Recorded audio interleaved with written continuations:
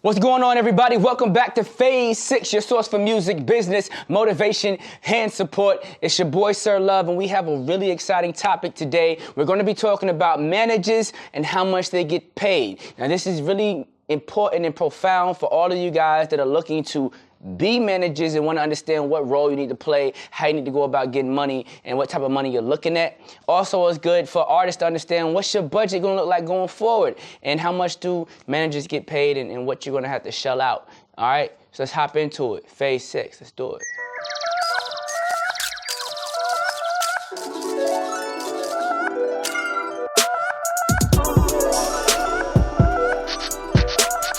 All right. Now, there's a lot of talk out there about managers, how much they get paid, how it works, what does that look like? And honestly, just being 100 with you guys, what's common knowledge is pretty accurate. So right now, everybody's out there saying that managers get about 20%. This is pretty accurate. However, they're forgetting the variable factors. Managers can get anywhere between 5 to 35%. And 20% is general, like, the starting point. Now, you can say, now, how do you get such a big gap between 5% and 35%? Well, I really want to kind of explain that. First off, every artist isn't managed by one manager. So let's say it was a standard deal, 20%. And, another manager came along and could handle another aspect. We talked about skills, management skills in another video. You recall that? Exactly. We talked about the skills that managers have and what they bring to the table, okay? Now, sometimes you may find a manager with certain skills that doesn't have another one, and that doesn't have another set of skills, and you decide, listen, I'm gonna get the best of both worlds. I want both of you managers. At that point in time, as an artist, you have 20%. And you might say one manager gets 10, the next manager gets 10.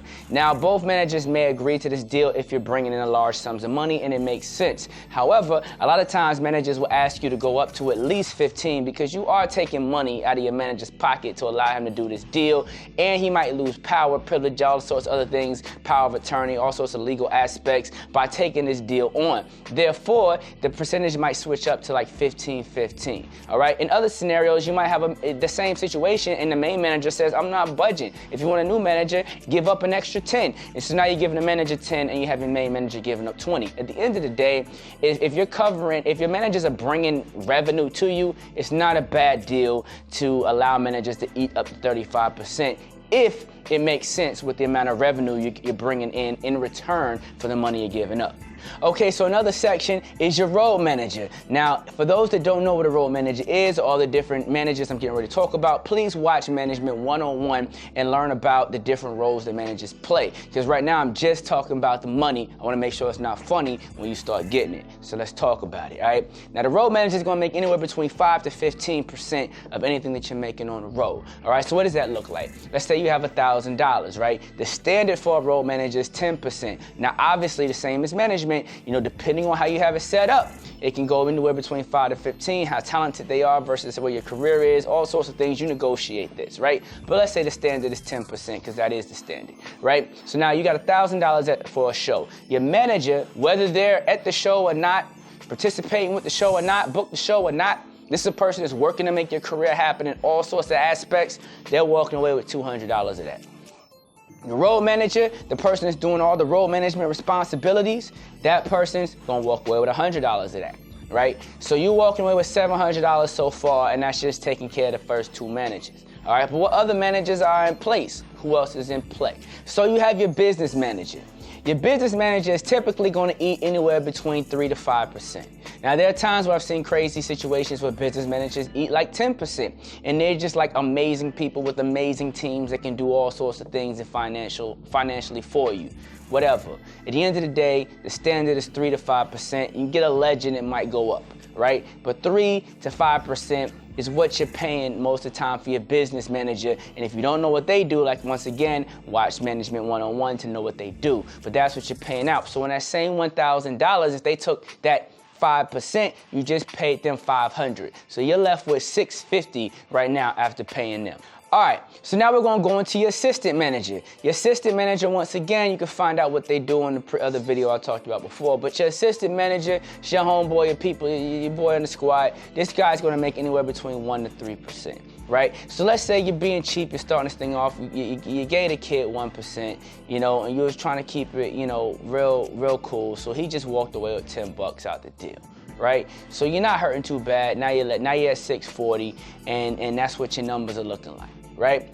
But, however, there's other things you have to go into it. I know this video is about how managers get paid, but there's also a booking agent who's going to charge 10% on top of whatever your fee is. So if you're getting $1,000 a show, it was really booked for $1,100 a show. The booking agent took $100 off the top for booking it that high. Sometimes booking agents also dip into the artist fee as well, depending on how great they are, how big they are, and what you guys negotiate with them. All that type of stuff can change. Additionally, out of that 640, assuming the booking agent didn't dip into your pie, the rest of the 640, you still have to pay any staff associated with the show that you brought out there. If you're on tour in particular, you know, the stage people, the lighting people, whatever people that are affiliated with you on that concert, that tour. You also have to pay for any expenses if you're fronting the tour, with such as gas, travel, hotel expenses, this, that, and the third, unless you negotiate your deal really well and all of that is covered for you, which we learn more about in some of my booking videos and the booking products I have on phase6.com. PhaseVI.com. However, if you haven't done that, all these expenses kind of come out of that 640 that you got left. So that's going to include security, which is very important. You can't go into any crazy city out there without security, because a lot of times in music, especially early on, there's a lot of cash payments, and you don't want to start getting your number up and you have a lot of money, a lot of cash you're walking around in. I mean, some of you guys may feel like you're thugs and this, that, and the third, but there are other people out there that just ain't into that, and walking around with $50,000 in a duffel bag ain't the safest thing to do. You see what I'm saying? And taking it to the bank is going to take forever to clear.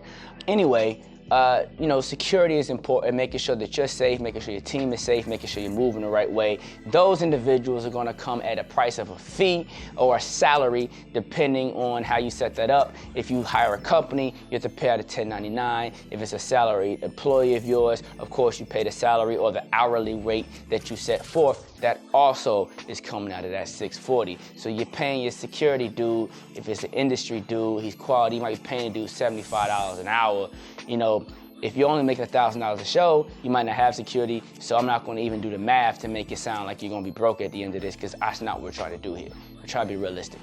Okay, now when it comes to management contracts, I want you to know that what I just stated is not the only way. For example, some managers are signed to management companies and affiliated with a management organization, and they're on salary. It might be a management company that has multiple managers signed underneath, and they get paid salary plus some type of commission or fee based off of what they bring to the table from the company that they're hired for. That's another form. However, as an artist, you're probably likely still paying out some percentage. Now, there are some artists, percentage to the main company. Now, there are some artists that do work out salary deals with their managers, and all this can be done, especially artists that take large hiatus and things of that nature, where they're on vacation for a year and the manager's basically not making that much money over the course of that period of time. They might work out some type of salary situation. So that does happen as well. The same can be said for road managers, business managers, and personal managers, which are also called personal assistants. A lot of times, in particular, business managers and personal managers often receive some type of salary or fee for their service, and it's not a reoccurring percentage coming out of the artist's budget, right? A lot of times these are people that are their own company, their own entity, and you're going to give them a 1099 at the end of the year for their services, which is a tax term for people that are not, you know, into the financial aspects of the business. Same thing can be said for, you know, security and other staff members. A lot of times they're just 1099, you know, contractors that are working for you for a period of time, and they get their check and move on. No matter how close that relationship is from a business standpoint, that's typically how it's set up. So, with all the information that I gave you guys just now, this is typically how managers eat. This is how managers get paid. So if you are a manager, this should give you some type of framework on how you can negotiate your deal, all right?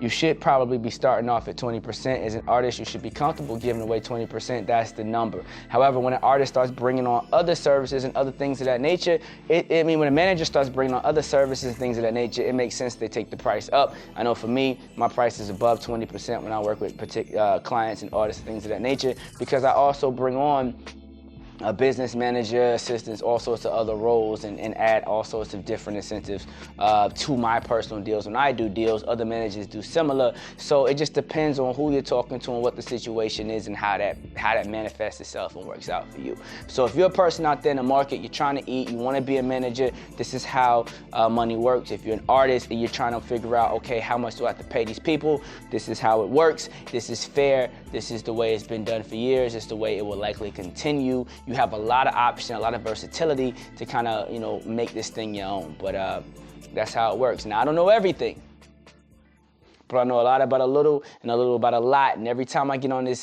camera and this microphone, I give you guys everything that I got. Oh, before I dip, make sure you go to www.phasevi.com because I have a lot of good content for people out there that are trying to be managers, you know, a solid, you know, management agreement, things of that nature that you guys probably should, you know, put your hands on if you want to be real and active in this space. Just all sorts of goodies. So you guys check out the website, keep supporting me on YouTube, support me however you can. I'm gonna keep, you know, doing what I do for you guys. Thank you. Real talk, no trace. Real talk, no trace. Real talk, I said real talk, I said real talk, no chase. Real talk, no chase. Real talk, no chase. Sirr Love. We just got finished talking about the prices and the fees for management services in the music industry. Please note